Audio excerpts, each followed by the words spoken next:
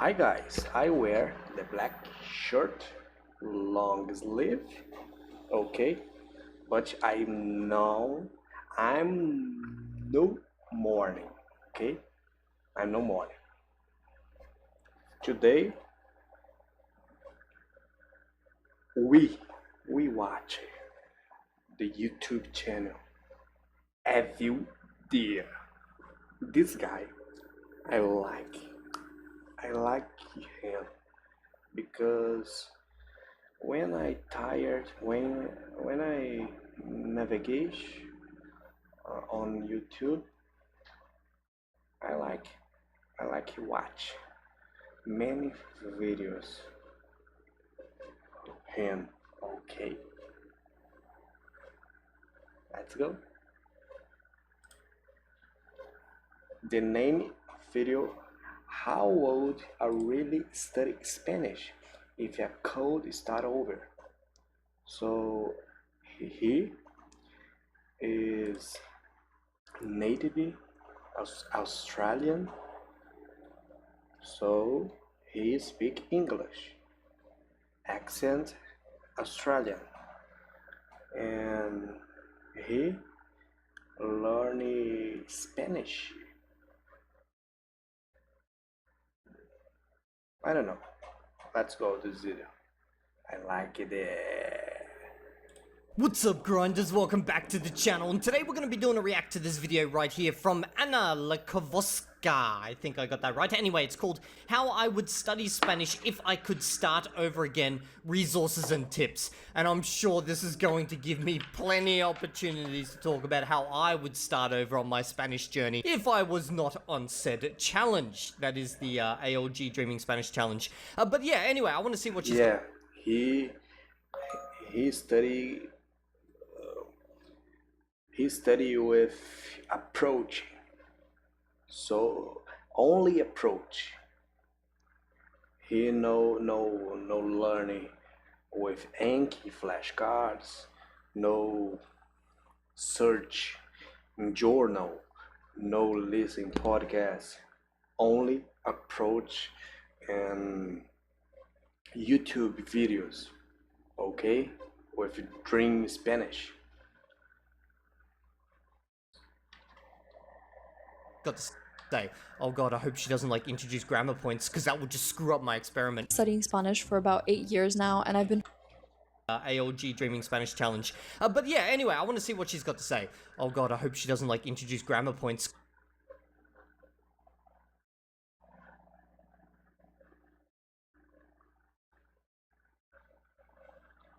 Because that would just screw up my experiment. studying Spanish for about 8 years now, and I've been fluent in Spanish for about 6 of those. So I've been going for over a year now. That is kind of crazy. Like, time flies when you're aging.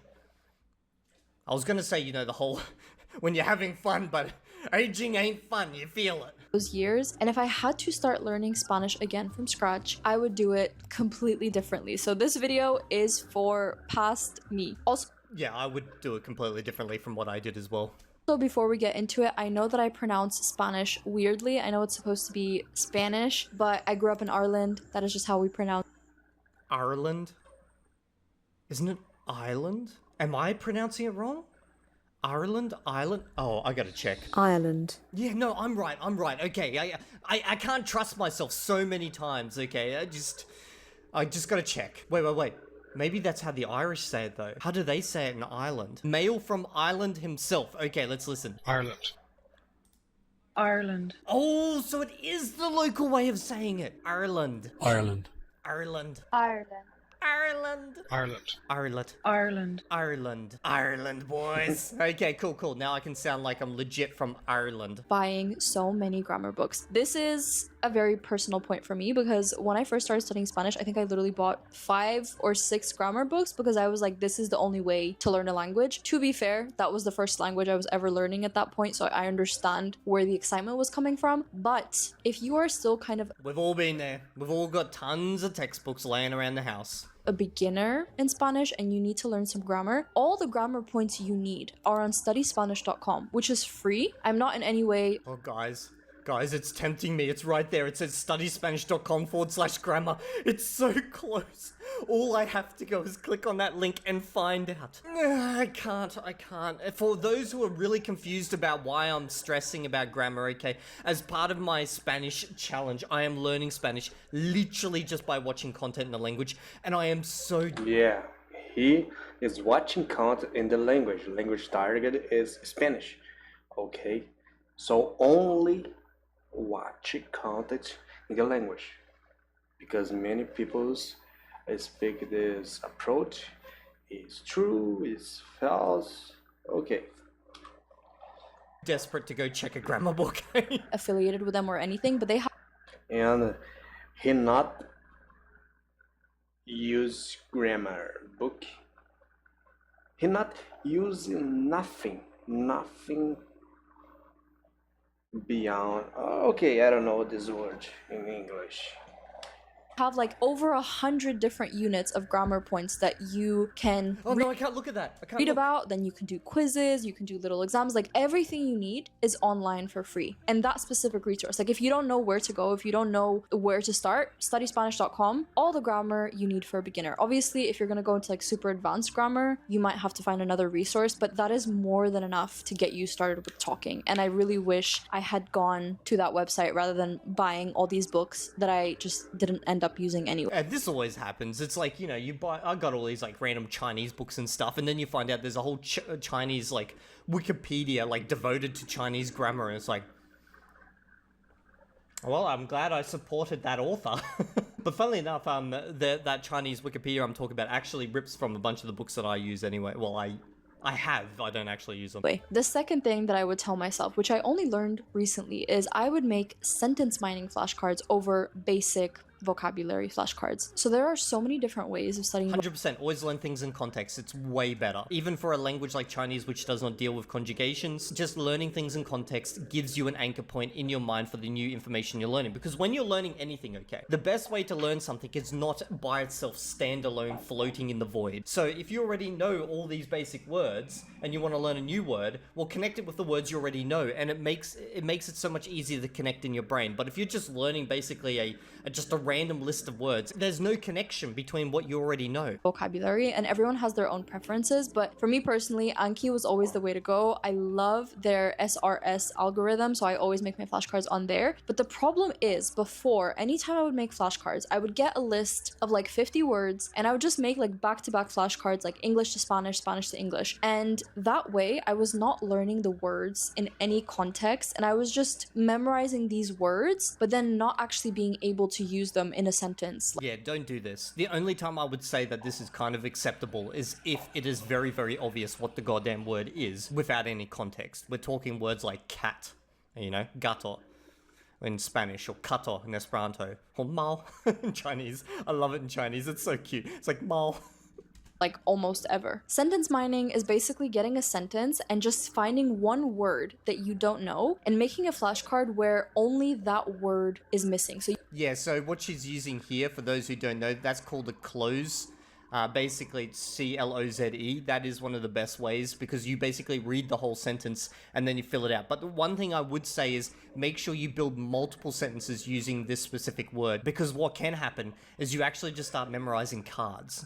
You want to make it so you can't memorize a card. And if you don't understand what I mean, it's like you get to the point where if the card is very obvious what the answer is as soon as you open the card, because you've done the card enough times. So make sure that each one of your cards, it can't be memorized by itself as a card. Basically, you do not want it where you recognize the outline of the card itself as opposed to actually learning the language. you see the whole sentence and then it's just that one word that you don't know, and that you learn that word through context. Obviously, you need to have a certain level of Spanish to be able to do this, but honestly, I think even A1 is more than enough to make... Oh god. Guys, I'm looking at grammar. Okay, good, I already know all those words. I was like stressing for a second then, like maybe I didn't. But I've never seen it written, so now I know what it looks like written. Sentence mining flashcards. Right now, I am studying Visaya very actively, and Visaya? Visaya. Okay. I am not making any more normal flashcards. Like, all of my flashcards are sentence mining flashcards. Because again, you're learning that word through context, and sometimes one word can have 5 different meanings depending on the context. So you can make 5 different flashcards depending on the context that it's in, rather than just like put one word and like put all the 5 different meanings, because that way you're just not gonna remember all of it. So this was a very big one for me. The next thing that I would tell myself would be to not wait to start immersion and speaking. Oh, don't worry, that wasn't a problem for me, the immersion part, at least. I didn't wait for that. Speaking, yeah, no, what she's saying is true. You don't want to wait too long for that, and I just happen to be waiting too long. You can do that from day one. When I started learning, I always thought that there was basically no... Oh god, I just realized. There's music. Guys, we have music. I need to check if this is copyrighted. Okay, I'm gonna speed it up just a tiny bit. I've probably been fine because I've been interrupting her for like every 2 seconds, so... point to Just to be practice safe. speaking on my own, like record myself, or to watch like Spanish vlogs and stuff until I was at least a little bit conversational, because I was like, what's the point? I'm not gonna understand anything anyway, and what's the point of speaking because I don't have enough vocabulary to say anything. But even on day one, you will have enough vocabulary to like even speak for 10 seconds. Like if it's just hola, me llamo, da da da. However long it's been, you are definitely capable of speaking for at least 10 seconds, 15 seconds, and you can always work your way up. Like no... I would 100% do all this if I was restarting Spanish as well. Because when you practice speaking, it reinforces your listening. Because when you listen, and you learn via context of listening, you don't hear each individual sound, you kind of hear a fuzzy shape of the sounds that make up the word, okay? You kind of just get an idea of how it sounds. But when you speak, you need to verbalize each and every specific sound of that word. And by doing that, you then become better at hearing the each and every individual sounds of that word, okay? So it kind of reinforces. And if you've already heard that word many times, that can also help the speaking side of things because you've already got an idea of how it should be spoken. But if you're doing both at the same time, I would say that's probably the best way to progress because you're using 2 skills to kind of reinforce each other. But he's asking you to start with 5 minutes straight of speaking. And the thing about immersion, and I think the reason why so many people want to leave it until later, is that they think that immersion is only for getting vocabulary, but immersion is a lot to do with getting the rhythm and the tone of the language. And that does not come in one day. That builds, and you... It also helps you build a common understanding of like what structures are used in certain contexts because you may form a perfectly valid Spanish sentence, okay, according to the grammar of the language, but that's just not how you would say it in Spanish. I think a good example is that in Spanish you don't say I like someone, okay? You could grammatically say that, but you wouldn't say that because that means you like them. You know, it's got a different meaning. It's kind of that meaning. You understand that rhythm and tone over time. So if you start listening to Spanish from the beginning, even when you don't really understand what they're saying, like maybe you could be listening for 5 minutes straight and you just understand 1 or 2 words, you're starting to listen and acknowledge and recognize patterns in the way they speak. So if you're not really... I actually use this approach. I actually use many approach, okay? I use ink flashcards, I use immersion, I use podcast in my headphone, but in this I use many times.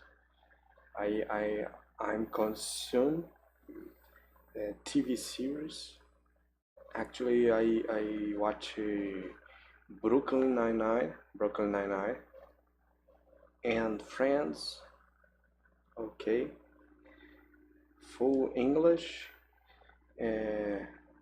voice in English, and legends. I don't know, legends. Subtitles in English. Okay, so I like that because I learn many words. prioritizing immersion until you're at like a B1 conversational level, you are not going to learn that rhythm and tone in a day, not even in a month. It takes time. My personal recommendation for immersion would be LingoPie. I have talked about them in so many videos, so you guys must have heard of them already, but many people's recommend this LingoPie. Man. they're actually the sponsor of today's video. LingoPie is a LingoPie, man. I cannot escape the LingoPie. Yeah, I cannot escape the LingoPie. God damn it. Never realized the power of Sorry, comments guys. until recently. So before, I would always try to find content to watch in Spanish, and a lot of the times you find YouTube videos that don't have subtitles, or I don't know, they have those automated subtitles, but usually they're not that good, and you kind of feel lost because sometimes you just want to watch a vlog, but there's like nothing with subtitles. You can't find something that you're interested in. But there are comments. If you think about it, comments are probably the most conversational written form of text that you will ever find. Because for example, if you're learning with a news article or a podcast or something, that language is usually a little bit fancier than how people talk day to day, whereas comments, Or you could just go into a chat room as well. Chat rooms are just as good. Forums generally, I guess forums sometimes a little bit more structured, but I'd say chat rooms just as effective, and it allows you to follow a whole conversation as well. are literally coming from the people. And yes, there are some risks with this because sometimes people don't use proper grammar, or they misspell things, or there's a lot of slang. But if you are aiming to learn that language and speak it fluently, you're gonna have to pick up on those little things anyway. So I would really recommend to learn with comments. Find a video that you want to watch, and even if it doesn't have subtitles or it doesn't have a transcription or whatever you need, go into the comments and copy the So in Spanish, because like in English, whenever someone's the first person to comment on a video, they always say something like first and then second, something like that. What do people do in Spanish? Is it exactly the same? Do they just say first? Yeah. Or whatever the Spanish word is. In Portuguese, that's equals, okay? First, pau no cu do first. That's it. I can't think of what it is off the top of my head. God, fucking hell, I hate ALG sometimes, bro. I hear the word, I'd instantly, it's like, no, it's not prima, because that's like cousin or something. But it's similar to that.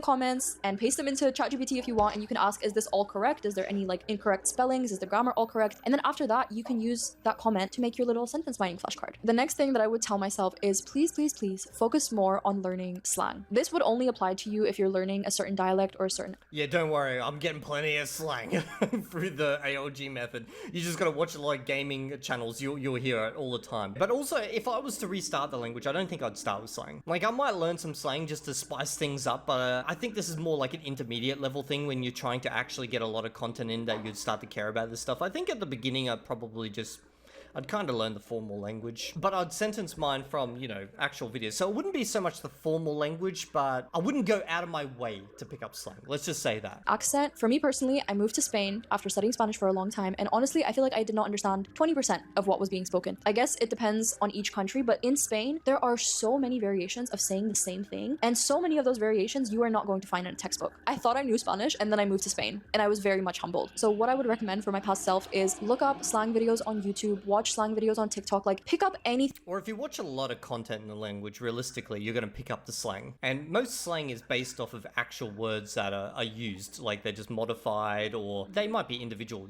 unique words or something, but like you can kind of figure it out if you watch enough. Like I'm starting to pick up on some of the slang. You can, even if it's outdated slang that people are not really using anymore, it will still form some sort of context. So for example, people day to day are not really using lol as much in English. I don't know if that's considered a slang. I know some people still say lol, but before I say it all the time, but I'm a millennial. it was like very, very widely used, whereas now it's kind of like sarcastic if you use it. The same thing can apply. Do I use it in a sarcastic way? No, I literally just add it to fucking everything. I just put lol on the end of anything just to soften it. What is lol and how do I use it? Okay, I want to see. Is this like some... lol means... Yeah, I know what it means, okay? It is one of the most famous acronyms. Yeah. You can also use lol as a verb. For example, if you want to convey something made you laugh in the past, you might type I lolled. Yeah, that seems kind of lame though. I wouldn't do that. Lol variations. Okay, is lol dropping in interest? Nowadays, one common use of the word is in an online sentence filler. That's exactly how I use it. I literally use lol as a sentence filler. Similar to how people say like in speech, many people will send the word lol before or after message without really thinking about it. Yeah, exactly. Is that how you guys use lol? Let me know, because she was saying it was almost like archaic or something, and that made me feel old. There are even ways to use lol negatively. Send nothing but lol in response to someone's message can be a subtle hint that you don't find what they said exciting or relevant to you.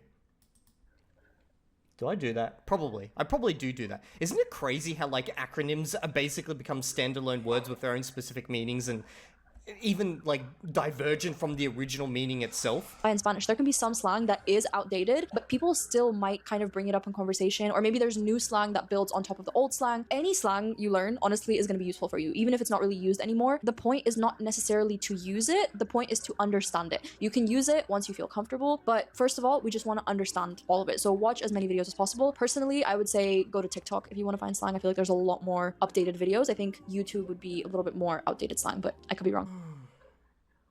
That's a weird recommendation. I get it. Like lots of the gen To find slang, I feel like there's a lot more updated videos. I think YouTube would be a little bit more outdated slang, but I could be wrong. That's a weird recommendation. I get it. Like lots of the Gen Zers and below are on TikTok and stuff, but you're gonna find just as much on YouTube. Why download an entire shit app just to... By the way, guys, I have a TikTok account that's been set up just as recently. I highly recommend you guys go check it out and sub to my TikTok channel. Reading out loud more often, even if you don't understand what Always read out loud, okay? Especially once you understand the phonetics of a language. When you're learning a language, make sure you just read out loud all the time. Now, the reason being is because that will train your mouth so much more. Yes, you can probably sit there and silently read it in your head type of thing, but read out loud, trust me. That's definitely a very, very important point. Yeah, you're reading. Just every time I read it aloud. Not every time, but frequently time. I read it a lot. A lot? No, I read it a lot. to get used to hearing yourself speak in Spanish. So the thing that I realized for me is that most of my fear of speaking in front of other Spanish people was not necessarily that I'm not gonna know a specific word. It was more not wanting to get my words all tangled up. Because sometimes if I try to speak Spanish quickly, I almost start getting like a stutter because my Russian speaking brain and my English speaking brain, they're just not used to the way that Spanish moves. Like it's so quick. So sometimes I feel like I'm gonna get a stutter, so I get kind of nervous with speaking. And reading out loud helps prevent that from happening. I'm not saying it's gonna completely get rid of it, but it's gonna give you a lot more confidence. You're gonna know what your voice actually sounds like. And when you're speaking to people, it's not these random words that you're saying for the first time in front of someone else. You have probably already said that word in the past when you were reading. So yeah, that's completely correct. So if you've said those words enough times and you've said them in enough contexts, then when you finally want to use them, they will just come out. But if you've only ever just visually seen them and read them in your mind, it's gonna be a fumbled mess as it comes out of your mouth. again, the point is not to necessarily understand what you're reading. If you're at that level where you can read a book and understand everything, then great. But if you're not, find a free Spanish book online and just read out loud. You don't have to understand. Even like a little 10-minute practice per week is better than nothing. My next tip is actually a resource. I would say pick something that you at least understand to a very high degree. Otherwise, you're kind of just pointlessly wasting your time if you're just verbalizing words you don't understand. But I fell in love with doing Spanish crosswords on Linguno. They also have little conjugation drills that I do sometimes, but their crosswords are so freaking good. They have crosswords for every single level of Spanish. They also have monolingual crosswords. So for example, you are reading the description in Spanish and then answering in Spanish. They also have like theme crosswords, and you get these every single day. So every single day. I fucking hate crosswords. Fucking hate them. This would be chaos for me, but since I hate them, she's recommending it. Yeah, maybe you guys will like it. They are coming out with like 50 crosswords in Spanish specifically for learning. So this is just a resource that I would tell myself to use because it is so nice to just do a quick little daily crossword. It takes 5 minutes, and even if you just learn 2 words per day, amazing, beautiful. Like I feel like that is such a good rate of learning a language if you feel like you're not in that phase where you want to be actively studying, but you still want to pick something up. Crosswords on Linguno is like chef's kiss. And last but not least, what I would tell myself is please don't get too hung up on making the perfect detailed study plan. I think this is the biggest takeaway for me because in the past I've always tried to make this like super intricate detailed study plan where like on Monday I'm doing listening.